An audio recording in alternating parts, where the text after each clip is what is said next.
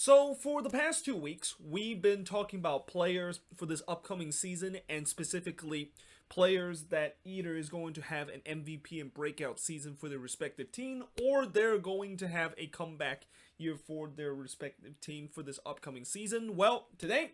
we are going to talk about head coaches, and specifically, we are going to put every single head coach in MLS for this upcoming season and put them in what I call the hot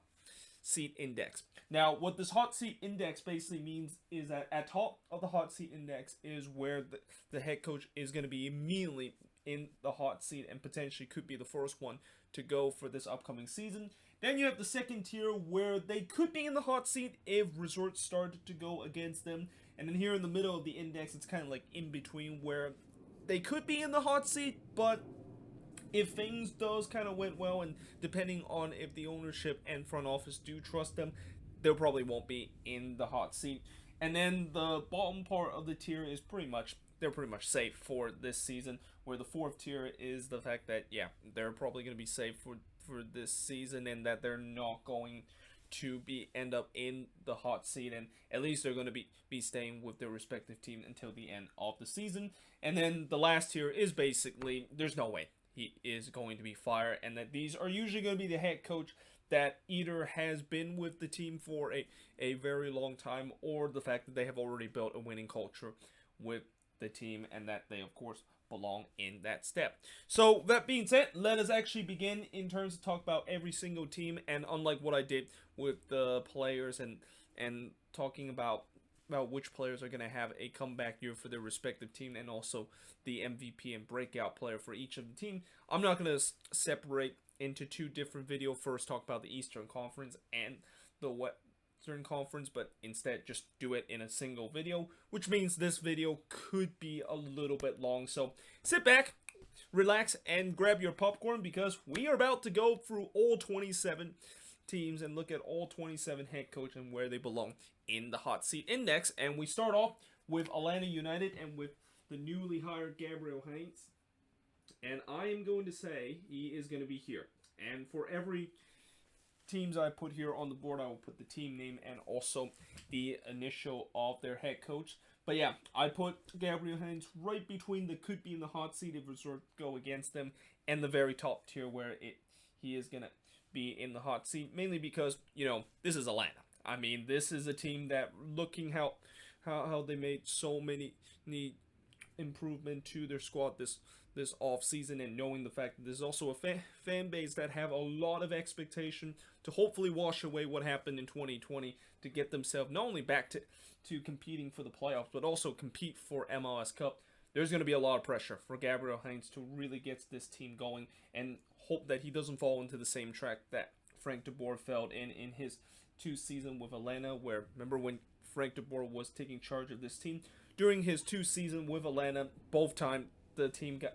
off to a rough start, and while doing his first season, he kind of got away with it because the team eventually kind of got a little bit better. In his second season, he did not get away with it, and the team just kind of went through a downward spiral. So for Gabriel Heinz, he cannot afford to do that. He needs to get this team up and running, even though, as I mentioned, with so many changes that they have made, and just it feels like they have made like a squad overhaul with what they did this off season. And when you make a squad overhaul, usually it does take time for things to go right. That's probably not going to be a luxury that Gabriel Heinz is going to have, as I mentioned, with this fan base. Doesn't show a lot of patience in terms of giving their coaches time to get resort with this team, and that they need to get themselves back to being one of the best teams in MLS. But moving on with the Chicago Fire, and I'm going to say it's going to be in between. So for Raphael Wicki, I thought during his first season, he kind of had an okay first season with the Chicago Fire. Yes, I know he didn't get this team into the playoffs, but even though technically they barely missed the playoffs and missed it on the final day, I thought he had a really difficult kind of first season to get this team right, mainly because this was really an expansion team last year, with the way that they had a new identity and them going back to Soldier Field. And you talk about squad overhaul, Chicago literally bring 12 to 13 players last season. I mean, the starting 11 was kind of unrecognizable from from the previous season before for the rebrand that they had done last off season. And when you have that much changes and you bring a new head coach, and the fact that there's also a lot of destruction that happened because of the pandemic, you knew things were going to take time. So,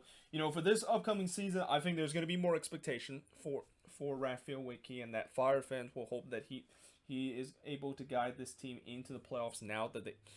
they hope that he's going to have a full season to work without any disruption. And if he isn't able to do so, then I won't be surprised if there's going to be some Fire fans that might not show the patience and might feel like the Fire need to look for another guy. But at the same time, it seemed like from what I heard from the Fire front office, they believe Raphael Wiki is going to be the guy to finally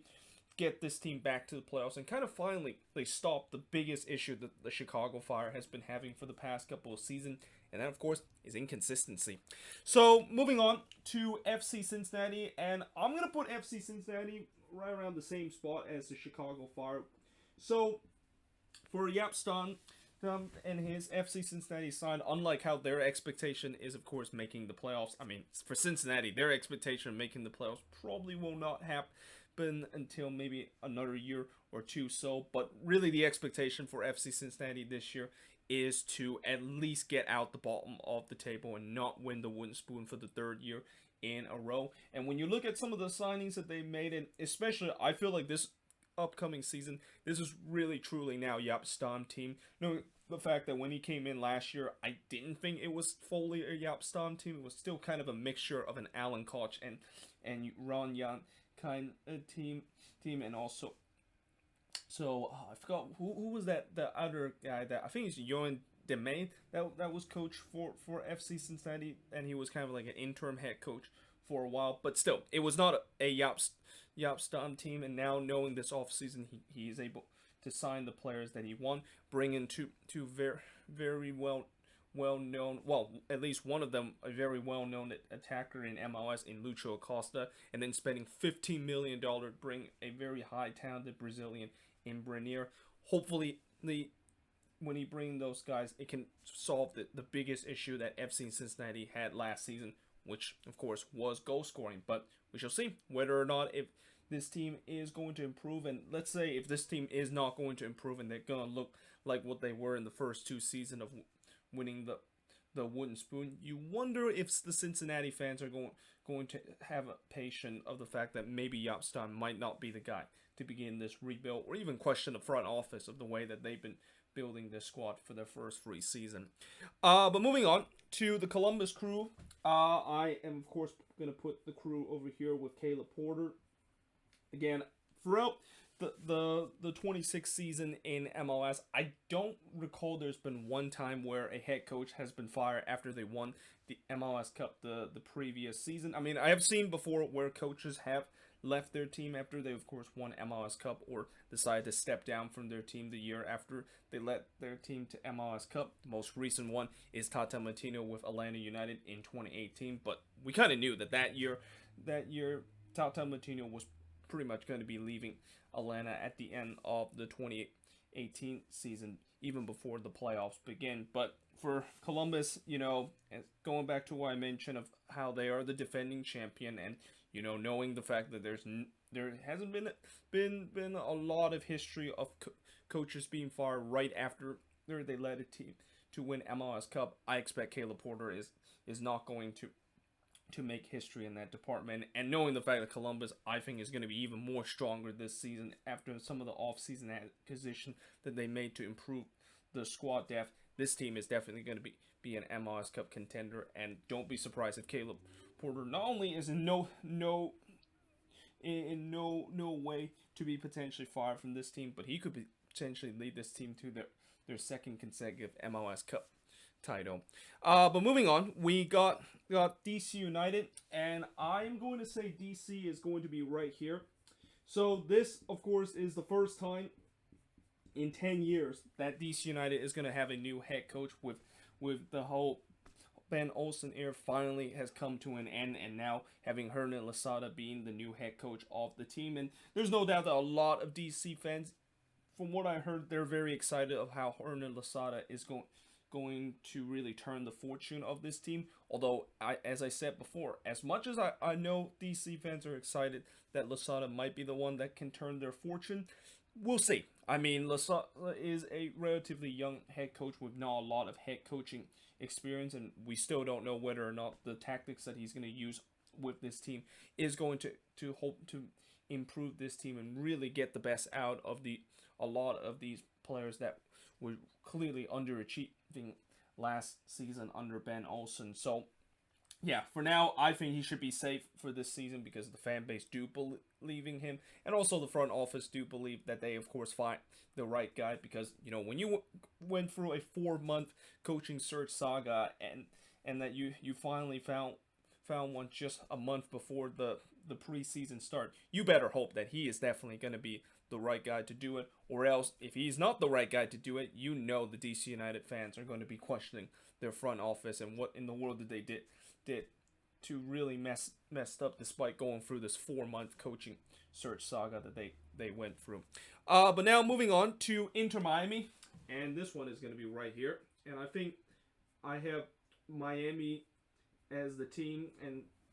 Phil Neville as the coach that is at the top of the hot seat index, and a coach that I am going to bet that he might be the first one to go this upcoming season. I mean, when Phil Neville was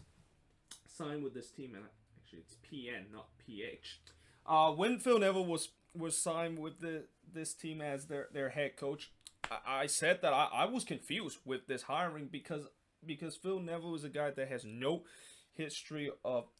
coaching in the club level, and the only history of coaching that he has was with the England women's national team. And from what I heard from the supporter of that team, they were very frustrated of what Phil Neville did to that team, and that the fact that they feel like he has no tactical input in terms of guiding his team. And also, let's not to mention that he's kind of a bit of a hothead in terms of handling the media, and he tends to always make it all about himself. And when you add those kind of ingredient, that is definitely an ingredient for disaster and could be something that could easily blow up in the face of Inter Miami. But that being said, it could be completely different. Maybe Phil Neville can really surprise everybody and prove all his critics right. But when you just look at his resume and just look at the way that this hiring has looked for this Inter Miami team, I just don't see how he is going to maybe improve this team and get this team even further than what they did last year, which is just barely make it to the playoffs. I mean, Inter Miami is a team that, their fan base are kind of like Atlanta United, where they expect a lot of good things about this team. Not only a team that should make the playoffs regularly, but also should be playing some pretty soccer, because after all the promise that David Beckham and Jorge Mas have talked about, and all the hype that is around this team from last season when they came into the league, the last thing they want to see again is another year where they just barely made it to the playoffs. And that last year, there's no doubt that if you ask any Inter Miami fans, they would say last year was absolutely unacceptable with the way that how the team played, and at times played some of the most boring soccer out of the entire league. But moving on now to Montreal. And I am going to say Montreal is going to be right here above DC United. And of course, Montreal is the team that have recently just hired a new head coach in Wilfred Nancy. Well, even though technically it wasn't really a hiring, more like promoting Wilfred Nancy, that was a longtime assistant of this Montreal team, to a head coaching role. And there's no doubt that Montreal, I think they believe that he is going to be the guy that will make this Montreal team better. But at the same time, I still think that even if Wilfred Nancy does not do well with this Montreal team, I have a feeling he's not going to end up in the hot seat, mainly because we've seen before, whenever teams decide to hire a head coach that is within their organization, whether an assistant head coach or even an academy head coach, which was the case with Wilfred Nancy, teams tend to have a little bit more patience with them. And I guess a lot of that has to do with when they been within the organization for a very long time, which, as I talked about before, when Wilfred Nancy was hired with Montreal, he's been with this organization ever since their inception into the league back in 2012. So when you have that good of a relationship with the club, usually the club is more reluctant to trying to potentially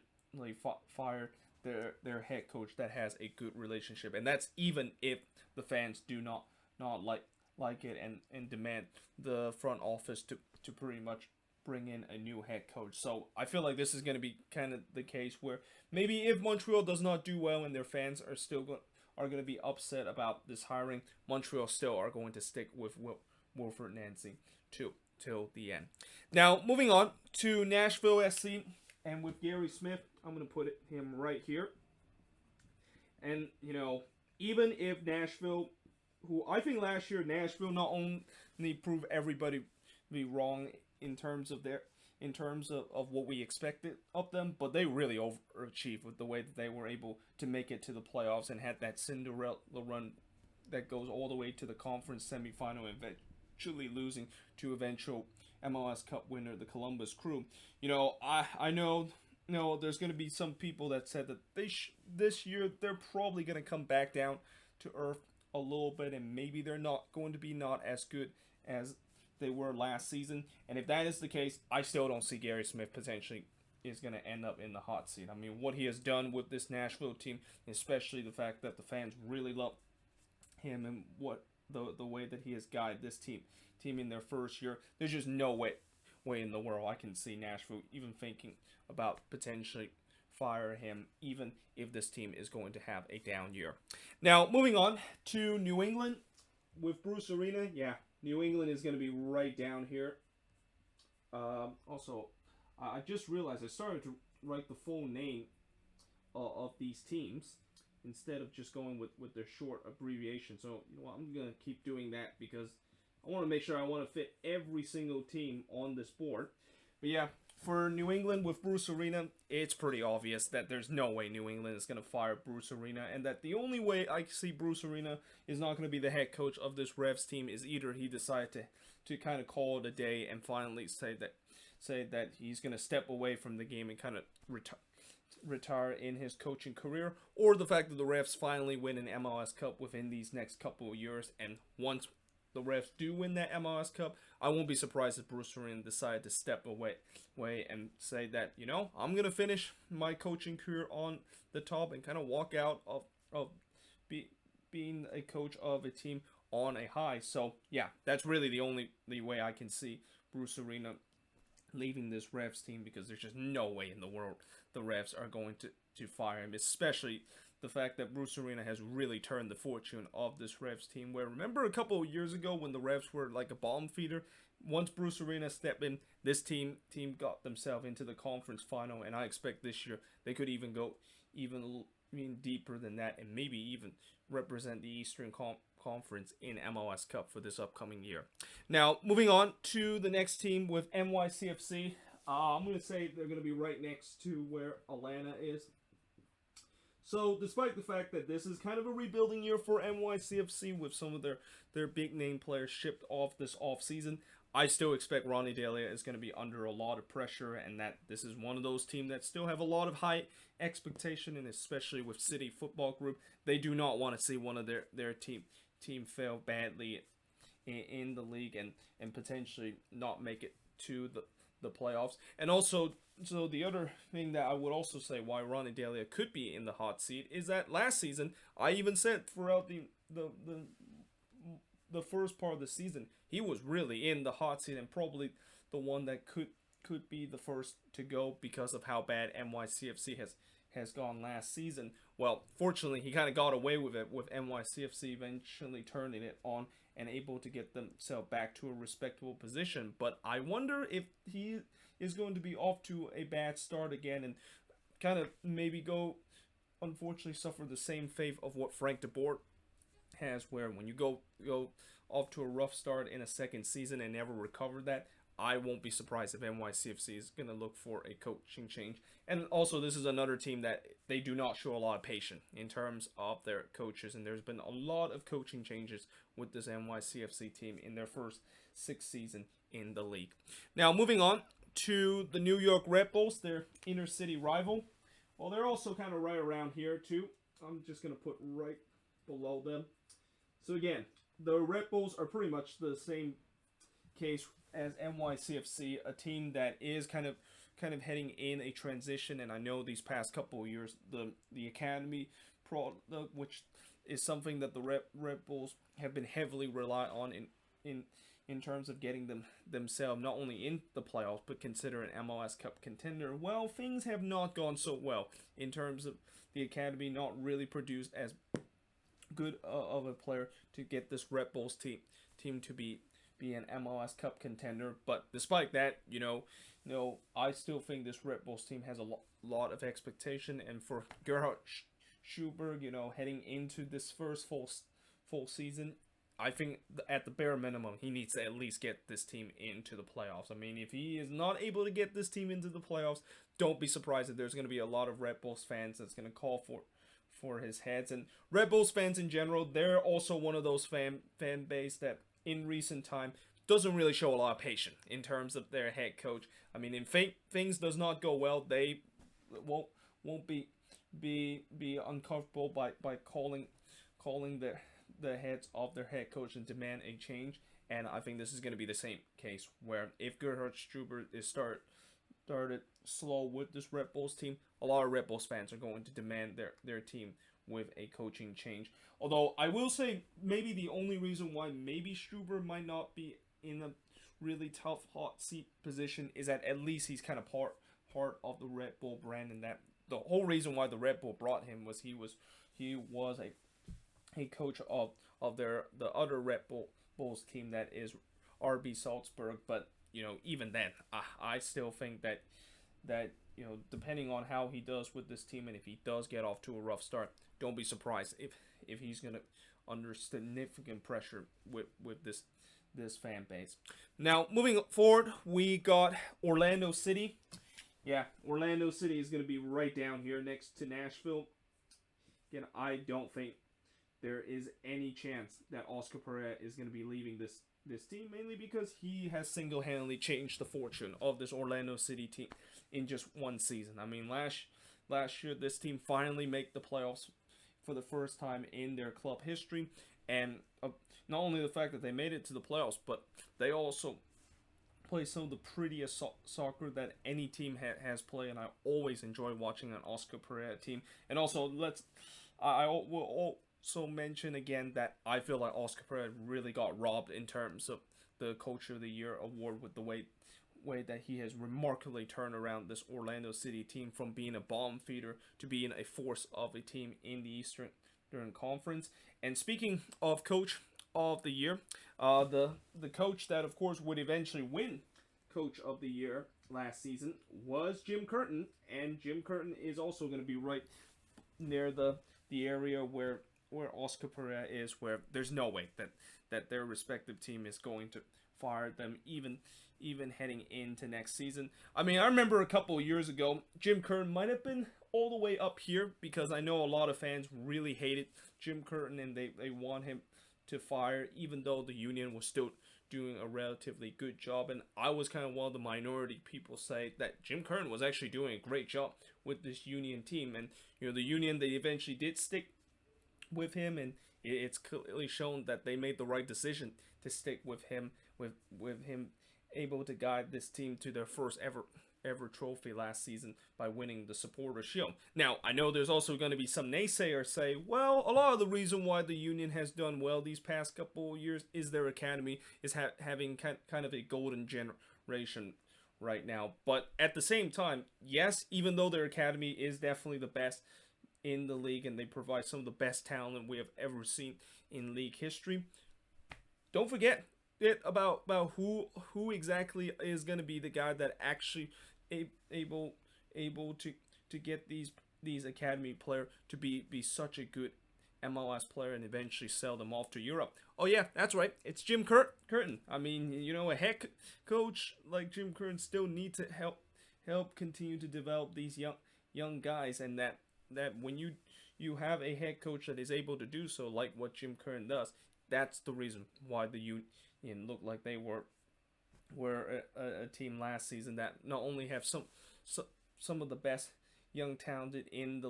league, but also eventually winning the Supporters Shield last year. So yeah, Jim Curtin, he is no pressure whatsoever compared to what it was a couple of seasons before. But now moving on to Toronto, I'm going to say TFC is going to be right up here. So yeah, Chris Armas coming into this season, even though TFC is going to maybe go for a little bit of a transitional year again, with some of their core started to age badly, and there's still question about their attack, and especially what's going to happen with Josie Altidore, and whether or not if Ayo Aquino can actually take the hair that Josie Altidore was in that number 9 spot and be the lethal goal scorer for this TFC team. There's no doubt Toronto is still going to be a team that you expect them to potentially be an MLS Cup contender, and certainly this same case is with their fans, and because of that, they definitely puts a lot of pressure for Chris Armas to really get this team to be an MLS Cup contender or even a Supporters Shield contender heading into this upcoming season. And also, judging by the fact that when TFC did hire Chris Armas, and I know a lot of TFC fans were not happy the fact that Chris Armas was appointed as the head coach of the team. Yeah, this just adds even more pressure now for Chris Armas, where, it's one thing when you decide to have high expectation and you need to meet them, but it's another that there's high expectation and the fans also don't believe that you can actually meet that expectation. And I feel like as soon as if there's going to be trouble with this TFC team, I won't be surprised if the fans are going to call on the heads of Chris Armas, and that the front office can really be put under a lot of pressure to maybe even fire Chris Armas if things really go off the rails. So yeah, I think Chris Armas is going to be really in the hot seat for this upcoming season, just as hot as what these other teams are in terms of my hot seat index. But now we are going to go to the Western Conference, and we're going to look at the new boys, Austin FC, and I'm going to say they're going to be right here with Josh Wolf being the head coach of this team. And, when I look at these past couple of expansion teams, there hasn't been a lot of expansion team that usually just fire their head coach in their expansion year. Like, the only time I've seen that happen was FC Cincinnati in their inaugural year, but that was because it just gone so badly that they kind of had no choice but to fire Alan Koch. And when I look at this Austin team, and I will of course do a video later on talking about this Austin team and looking at their roster to see if they can do well heading into this inaugural season.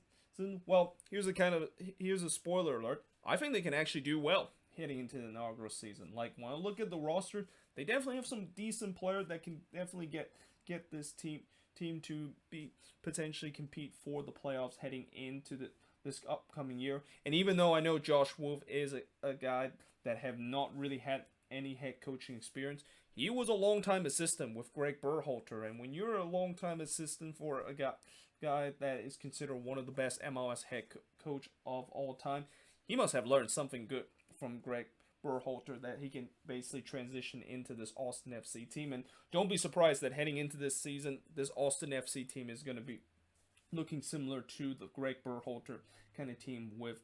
Columbus, with Josh Wolf pretty much implementing the same philosophy that Greg Berhalter implemented to Columbus, as he is going to do for Austin FC. But again, the real reason why I put him right here is the fact that, I think he should be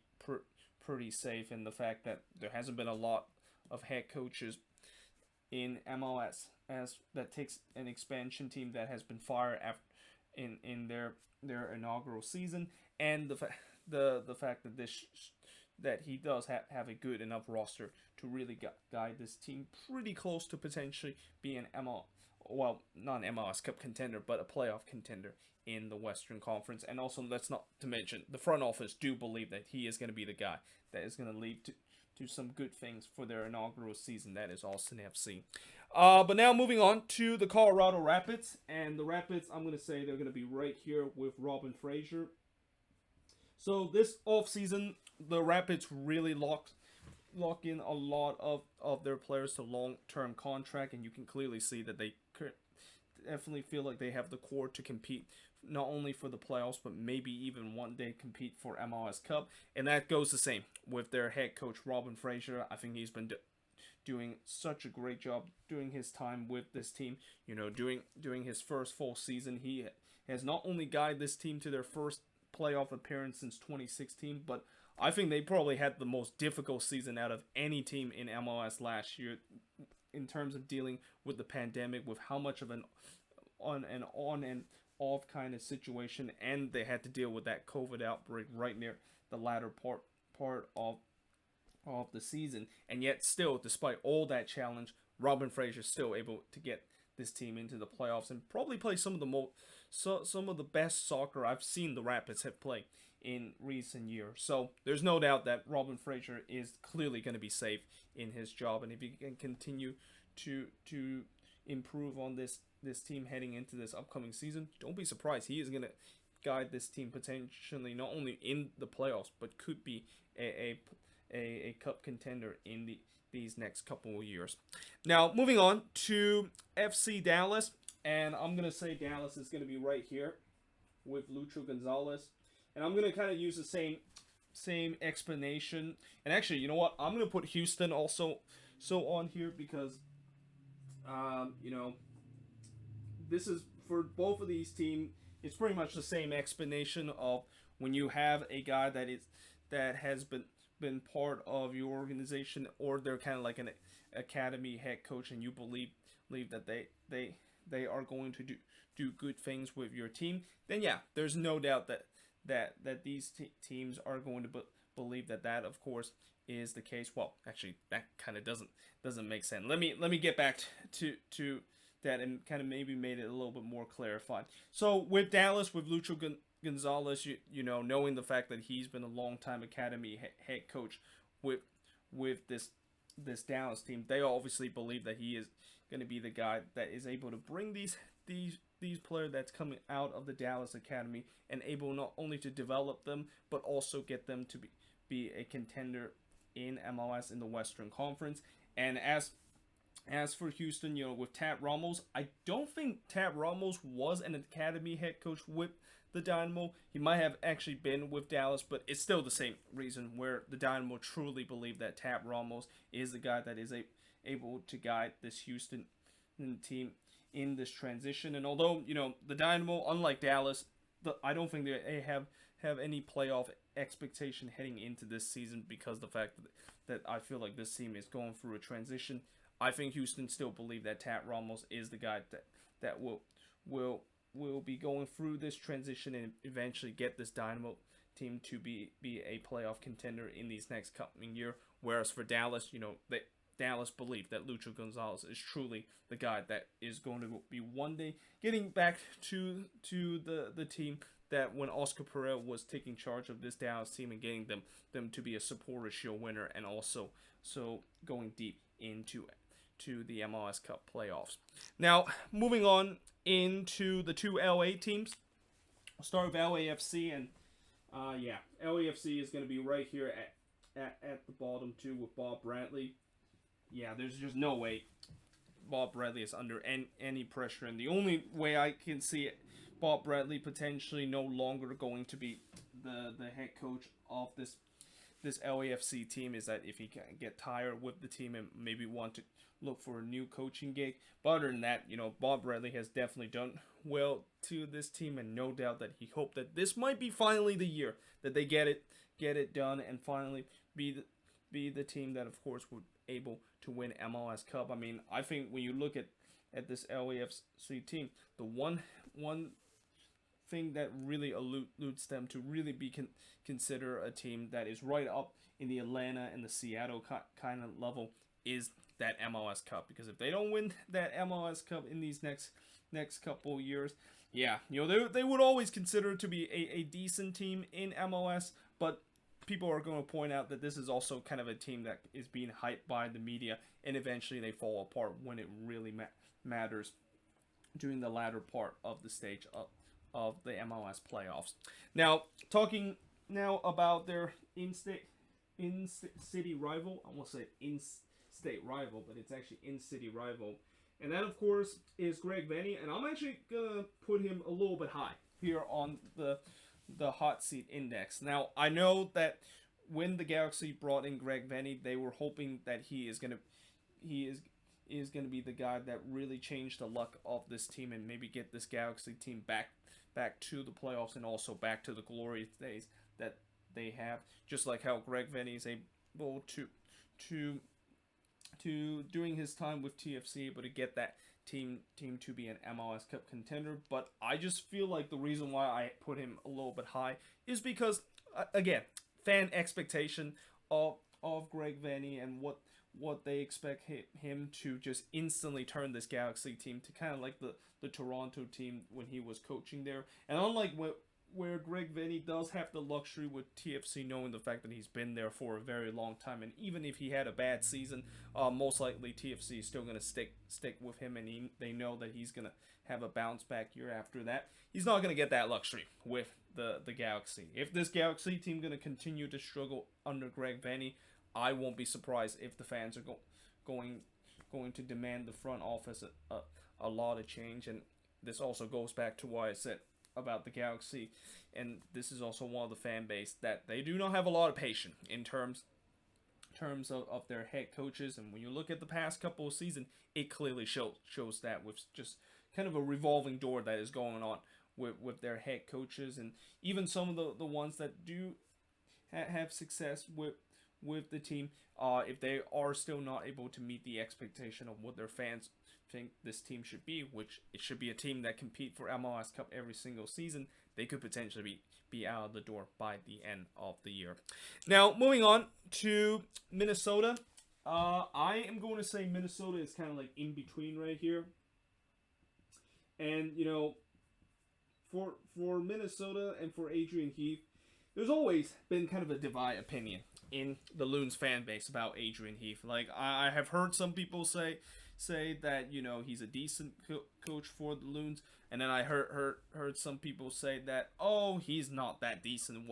whatsoever, and that he's been very fortunate with the way that he's been able to guide this team well in the playoffs because of the high end talent that is in this squad. Well, for me, my opinion about Adrian Heath is kind of on the side of people saying that he's actually a decent head coach for Minnesota. Now, I know there are some decisions that Adrian Heath have made during some of the most important games that kind of explain why there are some critics of him, and that obviously the biggest critics of Adrian Heath is the way that he used substitution, and ultimately that kind of cost Minnesota, well, I wouldn't say it cost, but more like part of the reason why it cost Minnesota in that game against the Sounders last year in the Western Conference Final, because literally every single guys on our team in that latter part of the game was just out of gas, and I was just shocked the fact that Adrian Heath decided not to kind of freshen things up for the last 15 minutes. But besides that, he's still able to guide this team that, remember the first two seasons when the Loons were like a laughing stock? I mean, how things have really changed in these last two seasons, and that I don't think there's enough credit of what Adrian Heath has done to this team, and able to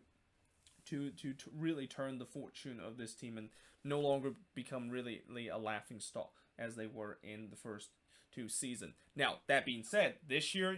if Minnesota does take a bit of a dip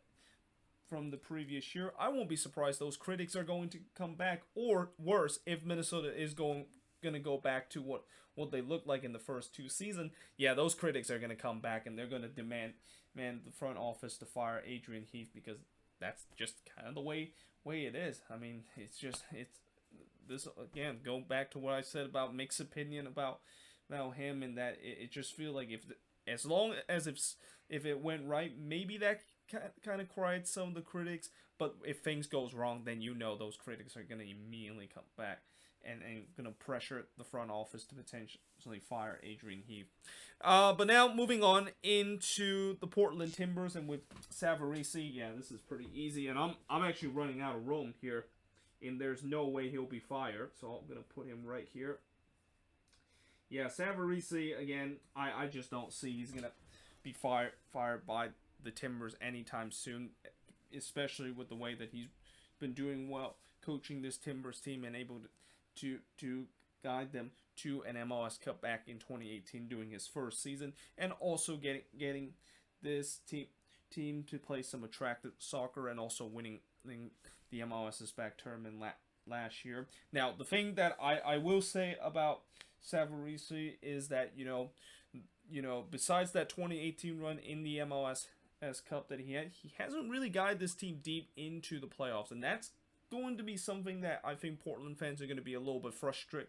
because they have such a great team here, but for these past 2 seasons they have not been able to really exceed their expectation of at least getting close to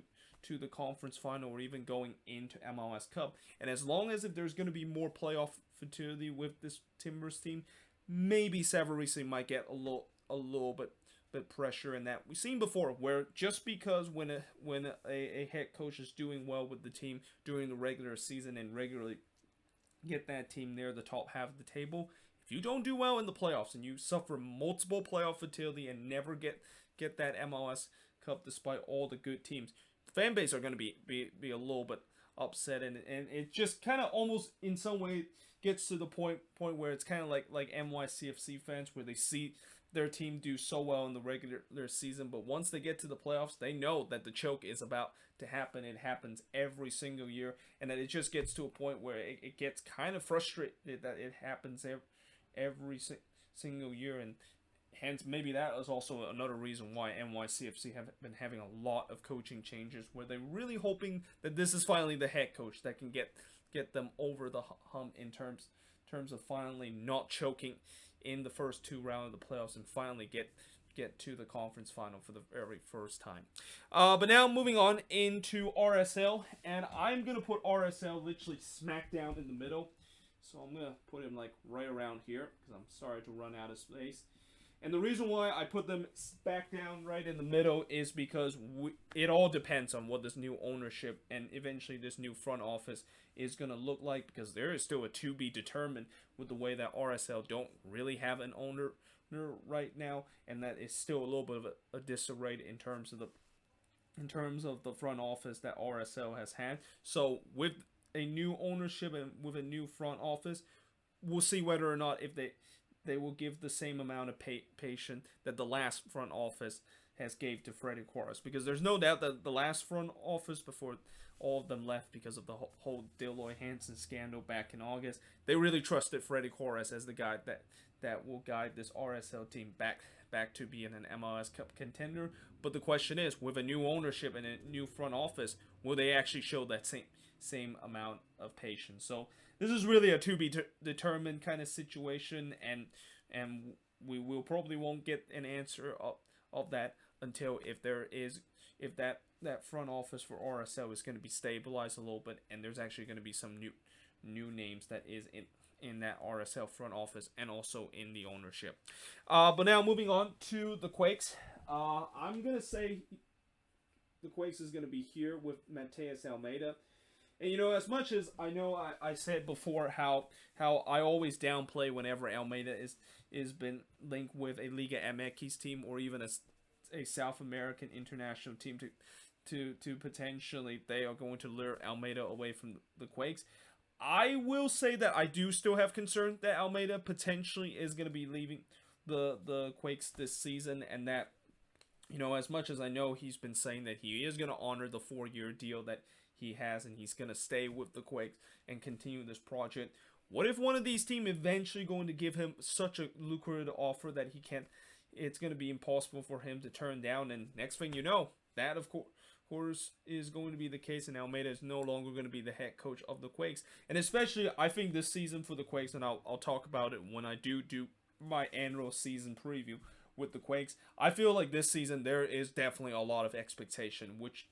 makes me a little bit concerned with the Quakes, because anytime when I mention expectation with this team, they always tend to not meet that expectation and flop very hard in this upcoming year. And if the Quakes are going to flop very hard and kind of go back to that 2018, well, I wouldn't say 2018 form, but kind of like a team that is just not good enough to make it to the playoffs in the Western Conference, you wonder if Almeida is going to give up the project and decide to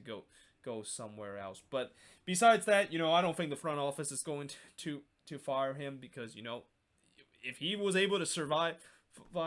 the front office of not firing him after this team was repeatedly losing like 5 or 6 or even 7-1 every single game, then there's no way he's not going to be survived if he go through another tough patch. I mean, this front office is pretty much committed to Almeida, but the only reason why I didn't put him right here instead of putting him right here is that I still believe that most likely he's not going to be in a hot seat in terms of of the front office firing him, but he's kind of in the hot seat in terms of other teams are eventually going to lure him away, and that he's going to eventually leave the Quakes to another better team, either down in Liga MX or become a national team head coach of one of those South American country. But now moving on into the Seattle Sounders with Brian Schmitzer. Yeah, it's going to be right here, and I'm actually going to put like this, because if I put his initial, it's going to basically sound a little bit immature. But yeah, Brian Schmitzer is not going anywhere because he just signed a new contract with the Sounders, and especially with all the success that Schmitzer has had with the Sounders team for the past couple of years. Again, I just don't see there's any way that the Sounders are even thinking about firing him at any time soon. But now moving on to Sporting KC, as I'm kind of trying to speed things up because this is already started to be a 45-minute video. With Peter Vermes, yeah, he's going to be right here near the bottom too. And if there's even a level I can go to, I probably could put Peter Vermes there because, you know, he is the longest tenure head coach in the league, and it's no surprise that he is still there with SKC because they truly believe that he is going to be their head coach for a very long time, and that there's the only way I can see Peter Vermes no longer becoming the head coach of Sporting KC is that he decided to walk away, or maybe decide to take up a new challenge with another MLS or maybe another club around the world. Moving on to now the last team on that I'm going to mention, and that of course is the Vancouver Whitecaps, and this is going to be a little bit of a surprise, but I'm actually going to put the Whitecaps up here. And you know, for Marc Dos Santos, this first 2 seasons with the Whitecaps, I think he's been doing an okay job with the Whitecaps. I mean, he's finally able to show progress last year with this Whitecaps team in terms of this deep rebuild that they had. But that being said, you know, I think the Whitecaps fan base kind of feel like this team should do maybe even a little bit better and maybe potentially reach the playoffs this upcoming season, which I think they could definitely do that if they can continue the projectile of the deep rebuild that they have. But let's just say if Marc Dos Santos does not meet that requirement, and that let's say if Marc Dos Santos is going to take this deep rebuild a step back, just like what happened when he first came in, where he really didn't get this deep rebuild started, and kind of, you could even say took a step back in terms of a deep rebuild and even delayed it for another season, then I won't be surprised if the Whitecaps potentially feel like he might not be the right guy for this deep rebuild. And also the fan base decided to call his heads and wants them to get another different head coach. So yeah, I think if the resort does not go well for Marc Dos Santos, and if the Whitecaps are not going to be a team that is going to